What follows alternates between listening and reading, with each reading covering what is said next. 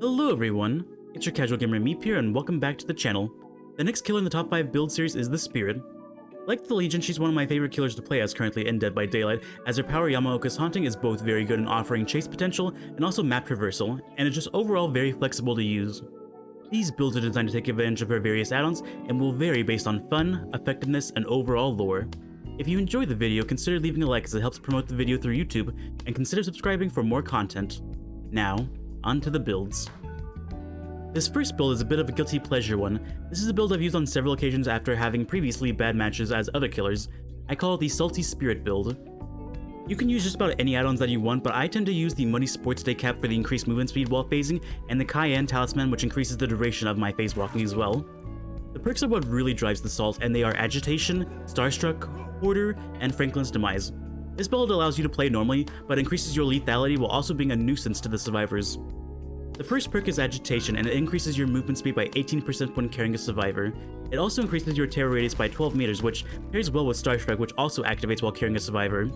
Any survivor caught in your terror radius while Starstruck is active will be exposed for up to 30 seconds. For the survivor, the 30-second countdown only begins after either they leave the terror radius, or as the killer we're no longer carrying a survivor, which means we probably hook them or drop them on the ground.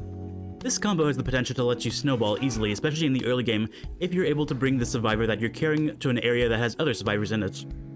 As for the next combo of perks, the Hoarder spawns 2 additional chests into the trial, and it also gives you a notification when a survivor goes to touch a chest or pick up an item off the ground as long as they're within 64 meters of your location. This pairs well with Franklin's Demise, which, upon hitting a survivor, it causes them to drop their item that they're holding. While on the ground from Franklin's Demise, the item will passively lose its charges over a 90-second period. To help you keep track of all these various items, in addition with Hoarder, Franklin's Demise reveals the items aura within 32 meters of your location as well.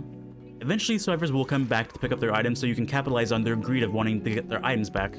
Being able to phase walk faster and for longer with the add-ons means you can take advantage of the information that you get from both Hoarder and Starstruck essentially, which allows the build to function effectively.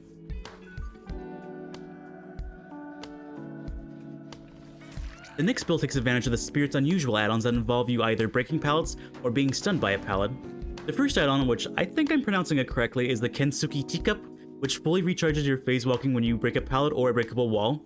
The other add-on is the Uchiwa, which fully recharges your phase walking meter whenever you are stunned by a pallet. The perks are Brutal Strength, Enduring, Spirit Fury, and Pop Goes the Weasel. Brutal Strength lets you break pallets, breakable walls, and kick generators up to 20% faster than normal. This will allow you to recharge your power faster through the Teacup add-on. If it's a safe pallet, you should break it with Brutal Strength and phase walk to catch up to the survivor. If it's a safe pallet, like the Killer Shack one for instance, you should break it with Brutal Strength, and essentially be able to use your Teacup add-on to fully recharge your power and catch back up to the survivor. The next perk, Enduring, lets us recover from pallet stuns by up to 50% faster, and is also meant to pair well with the Uchiwa add-on, as when we're stunned by the pallet, we instantly regain our phase walking power back. If you get stunned and you recover your power, if it's a safe pallet, you should go ahead and break it. If it's an unsafe loop, for instance, and you're pallet stunned, and the survivor goes to leave the loop altogether, then you can use your phase walking power to catch up to them, essentially. Spirit Fury is here because it also plays into the build idea, because after breaking 2 pallets, the next time your pallet's stunned, the pallet will immediately break. Because you also have Enduring, you're almost able to attack instantly out of it. Meanwhile, Pop Goes the Weasel is included with the build because, in case the survivors are hiding in the beginning of the game, or they're able to pop a generator or 2 before the chase, Pop Goes the Weasel can allow you to slow down the middle part of the game, which can be important in changing the tide to favor you. With this build, you can play as aggressively as possible and be rewarded with it in the process with both your recovery add-ons and also your perks to help you essentially be effectively killing the survivors.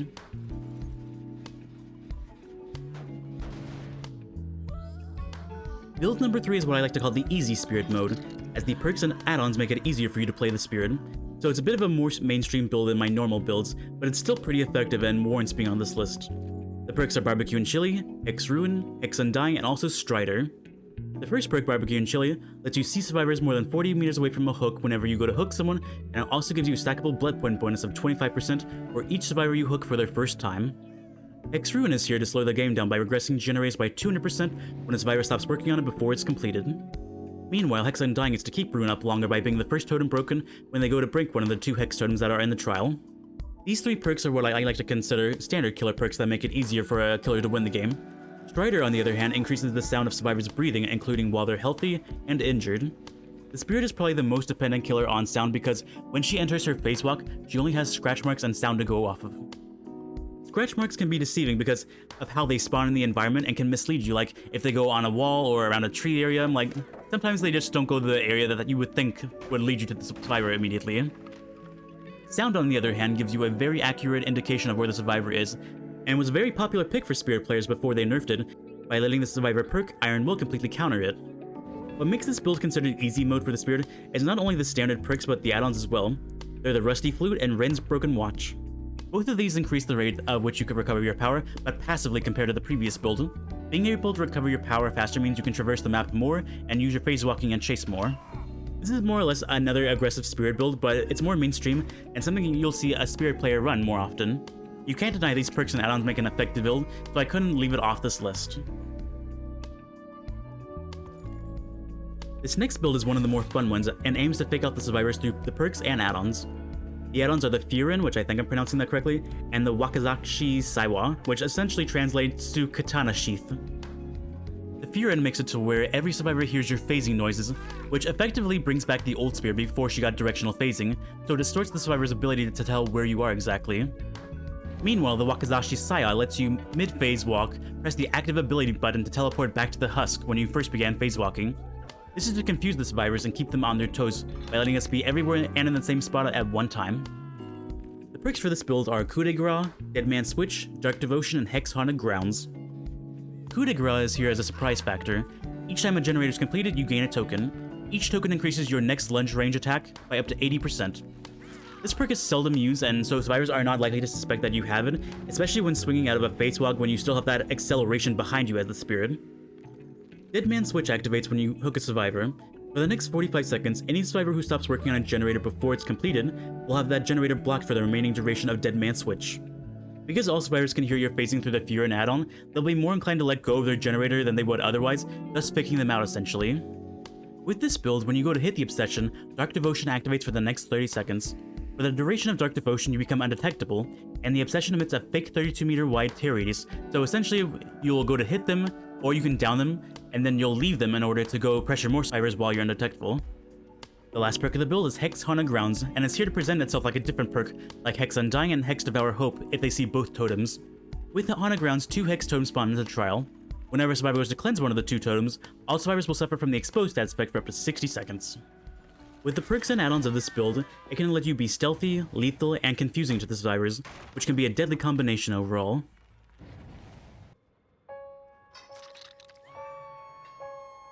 As for the spirit's lore-based build, the Yamaoka's family is no stranger to the supernatural. Rin Yamaoka's ancestor Kazan, the Oni, demonstrated this by purging the samurai class of imposters through spilling blood. Once again, the supernatural would echo through the Yamaoka bloodline, back to Rin herself. The first perk is Blood Echo. When hooking a survivor, all other injured survivors will suffer from the hemorrhage and exhaustion status effect for up to 45 seconds. As Rin went to a private college and her mother became ill, the Yamaoka family found itself in a non-stop, ever-increasing financial debt crisis. Rin's father would fail in getting a bonus or time off after working non-stop double shifts to help his family. The company he worked for had launched a defective product line, and it was costing them. Rin's father would be held accountable for their actions and ultimately fired after 22 years of service. Whether it's corrupt production or corrupt products that led to the defective line, it would be what intervened to change the course of the Yamaoka family forever. Corrupt Intervention is the second perk. At the start of the trial, the 3 furthest generators from your spawn point are blocked by the entity for up to 120 seconds. One night, when Rin came home, her life would never be the same again, because her father had been corrupted. He had spilt blood, because she found her mother dismembered by the hands of her father. From behind, her father struck her with his katana. Rin tried to flee, but her father's rage was too strong for her.